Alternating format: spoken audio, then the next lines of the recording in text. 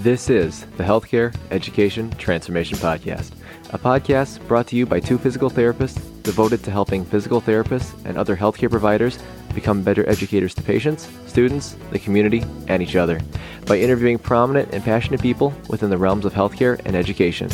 The Healthcare Education Transformation Podcast is intended literally for educational and entertainment purposes only. No clinical decision-making should be based on only one source, and therefore this podcast should not be used as personal medical advice. While care has been taken to ensure accuracy, occasionally mistakes and factual errors can be present, as we are only human. This is our journey on the road to becoming better educators, so get ready with your pen and paper as class is about to begin. I'm going to kind of pivot and shift and change directions again one more time. For some of our audience members who are not aware of what the StanHaiti Project is, do you guys think you could give us some background on the StanHaiti Project and how it operates? Man, can I ever. So STAND is an acronym that stands for Sustainable Therapy and New Development. And our goal, even though, you stated most of our mission statement in the intro, but our goal is basically to establish permanent access to rehab in northern Haiti. And the majority of what we do right now is to bring volunteer teams that are primarily physical therapists, but also consist of general medical practitioners, orthotists, and prosthetists to the country, and we treat for about 2 weeks at a time.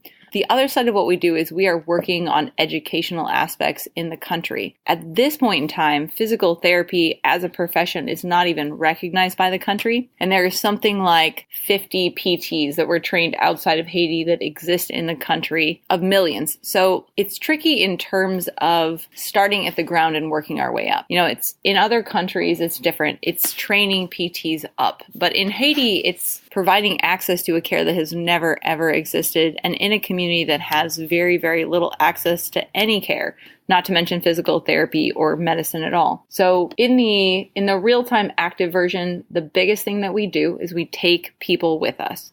We set up camp for about 2 weeks in the clinic that we have year-round, and then we treat about 1,800 patients every 2 weeks.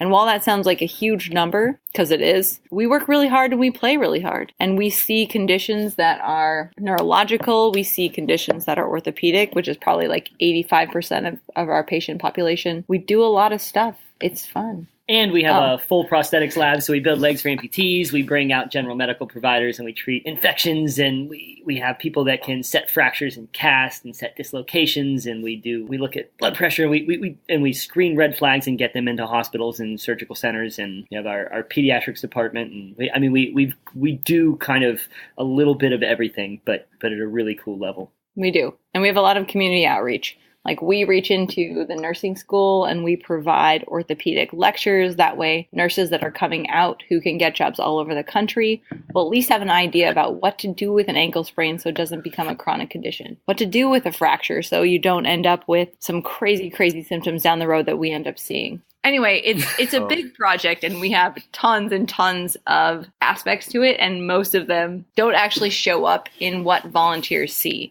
But what we're basically trying to do is build physical therapy in some way, shape, or form in the country so that people have care. Because the people of northern Haiti, actually the people of Haiti in general, just don't have access to any medical care. And they're living these lives that absolutely depend on physical movement. So we are the profession that needs to be there. Like we're the profession that has the most ability to make a difference. I gotta give applause for that one. That was incredible. So guys, I'm sure you guys have noticed that educating the patients and the clinical conditions and how you interact with patients in Haiti is very different than the U.S. But can you guys kind of expand on that in terms of kind of tell us how has educating patients in Haiti been, and how is that different between how it's done in the U.S.? Yeah, it's interesting, right? When I think about educating patients in Haiti, there's kind of two aspects. The first one is most of them haven't had access to quality education, just from a K through 12 standpoint, and a lot of them haven't had access to any healthcare. So there's a very low baseline understanding of health and physiology among the Haitian population in the area that we treat. So there's kind of two aspects to that. One is that they really have no understanding of what's going on in their body and normal healing times and infections and fevers. And, you get stories where, it's just a real easy example is like when I was 10 years old, I fell and I hurt my back. And then when I was 37, I was in a car accident. And then when I was 40, I got sick. So I've had back pain, knee pain, and been sick my whole life, right? So it's like whatever's going on seems to like culturally tie into every aspect of your entire life for your whole life. So it's really hard to tease out causation and timelines and things like that. But the other thing that's really interesting is that without access to healthcare, I don't have patients coming in with x-ray of their knee saying that they've got bone-on-bone damage and they don't know what physical therapy is going to do because they need a knee replacement. Or I've got this L5 degenerated disc and I'm afraid because my spine's unstable and I don't know what to do, right? It's kind of like a clean slate. It's almost easier to get patients not to fear their body in Haiti than it is here in the U.S. Concur. And then on the clinician side, while there aren't actual physical therapists in Haiti yet, when we go and teach at the nursing school, it's a very different element than teaching in the United States. And I would say that there are two aspects to that. And the number one is you're always teaching through a translator. And no matter what you say and no matter how freaking amazing your translator is, there will always be things that are lost and always aspect that you're not sure how they come across. And that's tricky. It's just very difficult. And the other one is actually very similar to the patient education side, and that's just underlying baseline education. Nurses in Haiti, nurses in other countries, like it's difficult to know exactly what they know. When you're in the United States, there is a basis for care, a basic knowledge of anatomy and physiology and what happens in the human body that we assume that most medical professionals have. Now, granted, I've treated other medical professionals that I've wondered where they got their training, but all the same, in Haiti, it's difficult to know because the education behind care is different than the United States. And so it's really hard to know where people are starting out. And so the ability to translate what you want beyond the language is difficult because sometimes the underlying baseline knowledge is really different. It's a tricky thing and we're working on it. We're trying hard, but I would say, very honestly, it's hard to know how successful we are at times because of the language barrier and the lack of a platform of education and access to information. So guys, I'm going to switch topics now and kind of go back to education in general from a DPT program. So I know this is a big hypothetical, but if you guys could add one mandatory class to all DPT programs, with choices including business, clinical reasoning, a specific class of manual techniques, and that could include manipulation, dry needling, mobilizations with movements, McKenzie method, going through movement, something like the SFMA, exercise, pain science, how to talk with patients, or something else, which subject would you guys choose and why? I'm gonna use different words, but I feel like it falls into like maybe a combination of two of the things you said. But I really feel like we should be trained much more specifically. I don't think we're trained at all in it. Is motivational interviewing techniques. There is no better way to get to the baseline of understanding how your patient believes their current status than through motivational interviewing. But more importantly, there's no better way to get to the beginnings of behavior change and getting your patient on board than some solid motivational interviewing techniques, and really just kind of trying to figure out what's going on and then get the patient to tell you what they believe and then use their beliefs to kind of shift their beliefs and motivate their action plan to change their behavior. So I think that if all of us were trained in that, we would be much better clinicians day one with our out the door with our license. So I'm going to take that just a step further. So when I was in PT school, I wish that we had more psych. But to be honest, now that I'm out of PT school for over a decade, I think that it wouldn't have actually been helpful when I was in school. I really believe that there needs to be more of a psychological aspect, more pain education, more motivational interviewing, more of understanding humans and how they actually function versus just how their body functions from a physical standpoint. But I also think that education should be mandatory 1 to 2 years out of school. Because I think that when you're a student, you don't have the framework to understand why it matters. And that's a big thing. It's like when you don't know where it fits in your practice, when you're overwhelmed with everything else, I don't know that it can sink in. I don't know that you know how to apply it. And I think that if there was a mandatory requirement of you are 18 months out of school, you are 24 months out of school, you now need to take courses A, B, and C, or that fit requirements A, B, and C, it would be a lot more effective because clinicians would have enough experience that they could take that life lesson, life learning aspect from those years of practice and actually allow that new information to shape them instead of sort of fitting it into all the boxes that they've created from school that they don't really know like where they fit yet. Coming out of school, I felt like I should be able to bang out this objective as quick as possible, and the magic lied in the objective, and my magic hands and my magic eyes and my ability to see all this really specific stuff and feel all this really specific stuff and use that to guide my treatment. Now that I've been out for a little while and actually spent time treating humans and not joints, what I've learned is that the real magic lies in that first conversation and all the conversations that come from that. That's the thing that really guides my treatment. Whatever term we want to call it to teach people that's the direction practice needs to go, that's the course we need in PT school. Yeah, wow. Those are some bold class choices. I love it. I love it, you guys.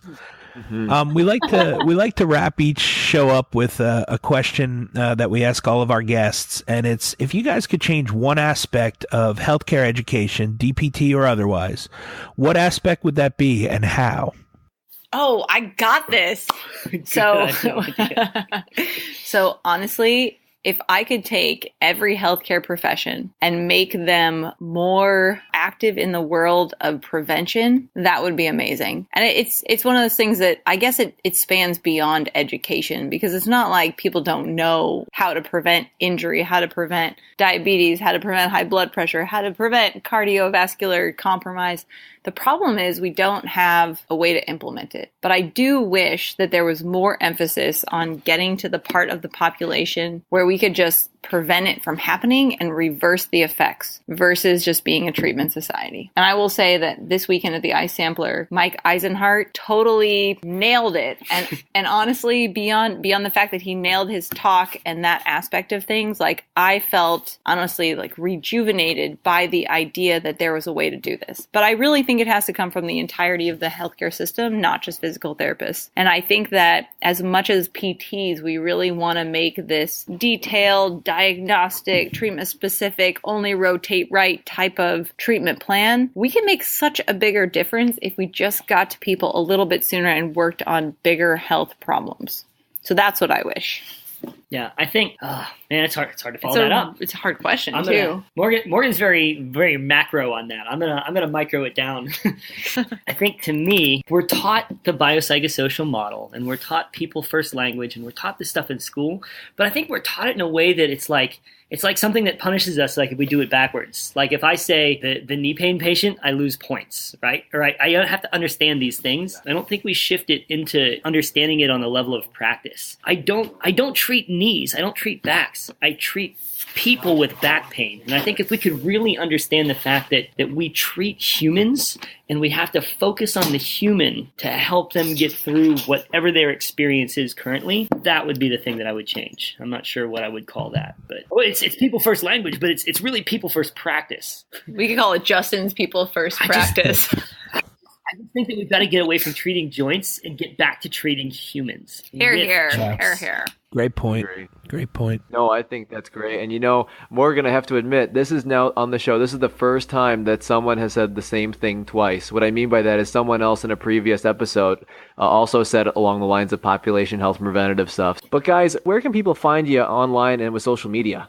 Anyone can find us at Stan's website, which is www.StanHaitiProject.org. Not .com, .org. Both of our emails are on there, and otherwise you can find us on Facebook. You can find Justin on Twitter, but not me. Yeah, I'm on Twitter at Dr. Dunaway DPT. I'm also faculty with the Institute of Clinical Excellence, and Morgan will be as well. Morgan is bringing a it's basically a primary care for physical therapists type of course to allow PTs to be able to do a greater level of testing and really understand some of the differential diagnosis stuff without it just being a referred to upper right quadrant must be the liver type of thing. So Facebook, Twitter, StanHaiti Project, and Institute of Clinical Excellence. You can find us at all those Yeah. We live in Portland, Oregon, but just don't show up at our front door without warning. You want an address? Yeah, we do. That was incredible. Yeah, thanks for having us. It was fun. Fantastic. Thank you for attending class today, and we hope that you learned something and gained value from the content. If you'd like to schedule office hours with us, feel free to add us on Twitter at HET Podcast, on Instagram, HET Podcast, on Facebook, the Healthcare Education Transformation Podcast, and the homepage, healthcareeducationtransformationpodcast.com. And for those of you following along in the syllabus, extra credit can be obtained by liking us, sharing us, and leaving a review. Let's continue our journey up Mount Educational Success as lifelong learners.